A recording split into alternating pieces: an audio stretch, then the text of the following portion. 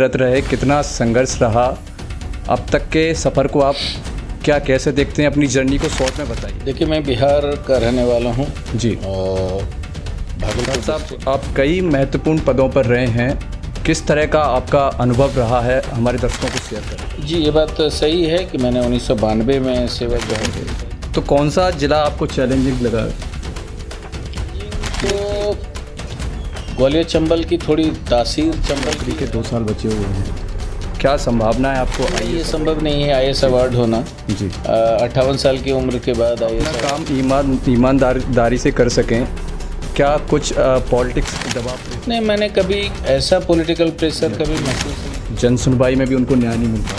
नहीं, देखिए, ये कहना ठीक नहीं होगा कि जन सुनवाई में न्याय नहीं मिलता। ट्रस्ट से ज़्यादा रिस्पॉन्स मिलता है या विश्वास से? जी। नमस्कार दोस्तों, मैं हूं नितेश शर्मा। आज के पॉडकास्ट में हमारे बीच मौजूद हैं ग्वालियर ज़िले के अपर कलेक्टर सेबी प्रसाद साहब। बहुत बहुत स्वागत है प्रसाद साहब आपका। कैसे हैं आप? बिल्कुल ठीक। प्रसाद साहब, शुरुआत से चर्चा करेंगे। आपकी शिक्षा दीक्षा कहाँ आप अध्ययनरत रहे, कितना संघर्ष रहा अब तक के सफ़र को, आप क्या कैसे देखते हैं? अपनी जर्नी को शॉर्ट में बताइए। देखिए, मैं बिहार का रहने वाला हूँ जी। और भागलपुर डिस्ट्रिक्ट है बिहार में, जहाँ मेरी स्कूल की पढ़ाई हुई, कॉलेज भी मेरी वहीं हुई, पोस्ट ग्रेजुएशन भी मैंने वहीं किया। बाद में सिविल सर्विस की तैयारी के लिए पटना आ गया और उस तैयारी के पश्चात मैंने मध्य प्रदेश लोक सेवा आयोग की परीक्षा दी, जिसमें मेरा चयन हुआ। प्रसाद साहब, आप कई महत्वपूर्ण पदों पर रहे हैं, किस तरह का आपका अनुभव रहा है, हमारे दर्शकों को शेयर करें। जी, ये बात सही है कि मैंने 1992 में सेवा ज्वाइन की है। तत्समय मैंने बंदोबस्त में सहायक अधीक्षक भू अभिलेख के रूप में पदभार ग्रहण किया था। उसके बाद मैं अधीक्षक भू अभिलेख के पद पर भी रहा। बाद में मेरा राज्य प्रशासनिक सेवा में नियुक्ति हुई मेरी, जिसमें मैं विभिन्न जगहों पर, लगभग 5 जगहों पर SDM का दायित्व संभाला। तत्पश्चात मैं जॉइंट कलेक्टर हुआ, क्लास 1 मजिस्ट्रेट और फिर सिलेक्शन ग्रेड एडिशनल कलेक्टर बन के मैं मुरैना गया। वापस अभी ग्वालियर आया हूँ एज ADM। देखिए, 34 साल की हमारी सेवा हो गई है जी। तरह तरह की चुनौतियाँ हम लोगों ने झेली है और उसका समाधान भी किया है।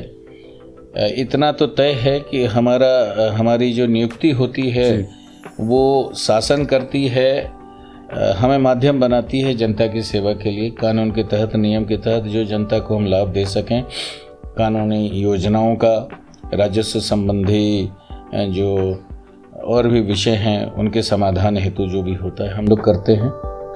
अभी आप ग्वालियर में अपर कलेक्टर हैं, इससे पहले आप मुरैना में अपर कलेक्टर रहे, तो कौन सा ज़िला आपको चैलेंजिंग लगा? देखिए, चैलेंजिंग तो ग्वालियर चंबल की थोड़ी तासीर, चंबल की अलग है। चैलेंजिंग तो देखिए, मुरैना भी कुछ मामले में है, ग्वालियर भी कुछ मामले में है। चैलेंजिंग तो हमेशा रहता है। देखिए, प्रशासन की भूमिका में चैलेंज तो हमेशा रहता है। पुलिस एडमिनिस्ट्रेशन हो या सिविल एडमिनिस्ट्रेशन हो, उसके चैलेंज को हम लोग इनकार नहीं सकते। चैलेंजिंग रहता है, लेकिन यदि आप मेहनत करते हैं तो सब समाधान होता जाता है। डिस्ट्रिक्ट तो दोनों ही चैलेंजिंग हैं, लेकिन समाधान भी कारक है। प्रसाद साहब, आपकी नौकरी के 2 साल बचे हुए हैं, क्या संभावना है आपको IAS अवार्ड मिलेगा? और IAS अवार्ड की क्या प्रक्रिया होती है, हमारे दर्शकों को बताएं कैसे मिलता है?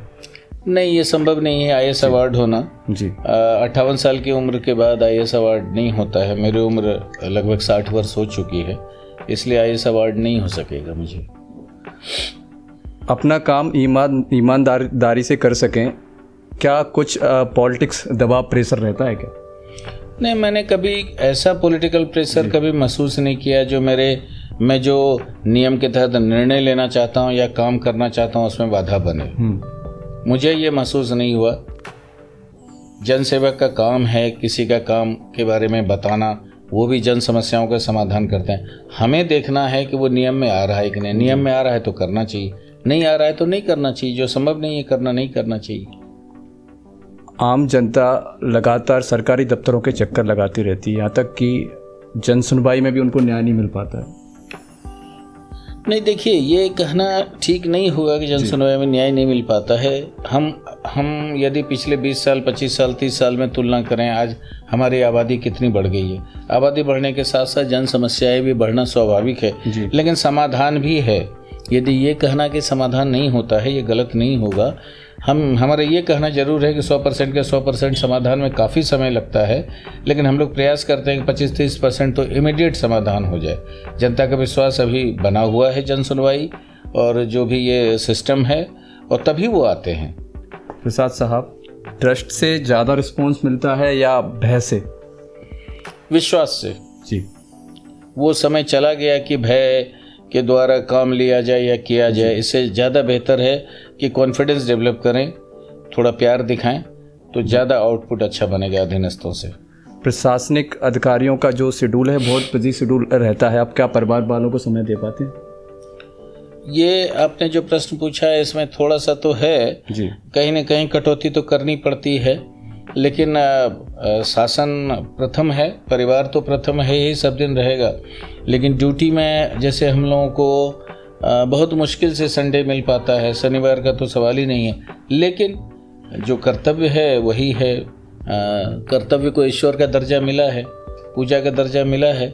परिवार भी ये समझते हैं कि भाई हमारे लोग सिविल एडमिनिस्ट्रेशन में है, पुलिस एडमिनिस्ट्रेशन में हैं या कलेक्ट्रेट में है, तो वो समझते हैं, धीरे धीरे समझ जाते हैं। परेशानी तो होती है, लेकिन जब भी मौका रहता है परिवार को टाइम देने का प्रयास करते हैं और देते हैं। जो छात्र सिविल परीक्षाओं की तैयारी कर रहे हैं, उनको आप क्या संदेश देना चाहेंगे? देखिए, हमारा संदेश ये है कि जो भी पढ़ें उस पर चिंतन करें, उसको लिखें, और किसी एक किताब की बातों को, यदि कोई विवादित इशू है तो एक किताब के बातों को सत्य न माने, और भी किताब पढ़ें, उसके बारे में वरिष्ठ से चर्चा करें और उस पर चिंतन करें और लिखने का अभ्यास करें। प्रसाद साहब, आपके पास शस्त्र लाइसेंस डिपार्टमेंट है। ज़्यादातर अक्सर कर देखा गया है कि जिनको ज़रूरत है लाइसेंस की, उनको लाइसेंस नहीं मिल पाता। जो रसूखदार हैं उनको आसानी से लाइसेंस मिल जाता है। देखिए, मैं तो लगभग 2.5 महीने से अभी यहाँ एडीएम हूँ जी। अभी किसी को लाइसेंस जारी हुआ नहीं है। फौती वगैरह हम लोग करते हैं। लाइसेंस आपको पता ही है, ग्वालियर चंबल में लाइसेंस का एक क्रेज है। इसको एक स्टेटस सिंबल मानते हैं, जिसको ख़त्म करने का बहुत भरसक प्रयास हम लोगों ने किया और काफ़ी कुछ इसमें सफलता भी पाई है। जैसे हर्ष फायर, शस्त्र प्रदर्शन, इसमें जो है कार्रवाई करने लगे तो अब वो लेकर मूवमेंट भी उनका कम हो गया है। शस्त्र प्रदर्शन का चीज़ नहीं है, सुरक्षा की चीज़ है। और जब आवेदन आता है तो फिर विचार करते हैं, पुलिस से रिपोर्ट लेकर के उसमें कार्रवाई करते हैं। फिलहाल तो इस तरह की कार्रवाई शिथिल है।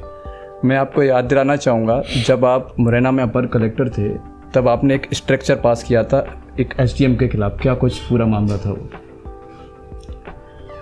अब देखिए, स्ट्रक्चर कोई आदेश था किसी एसडीएम का, संभवतः तत्कालीन एसडीएम अम्बा थे जी। तो उनका कोई प्रकरण आया था सामने, और मुझे लगा कि इसमें काफ़ी कमियां हैं जी। तो मुझे लगा कि एक कोर्ट की हैसियत से, वरिष्ठ राजस्व न्यायालय की हैसियत से, हमें कुछ इसमें, स्ट्रक्चर का मतलब होता है निंदा करना, कानूनी भाषा में निंदा करनी चाहिए, तो मैंने की। प्रसाद साहब, आपने हमारे सवालों का जवाब दिया, उसके लिए आपका बहुत बहुत शुक्रिया, बहुत बहुत धन्यवाद। Thank you.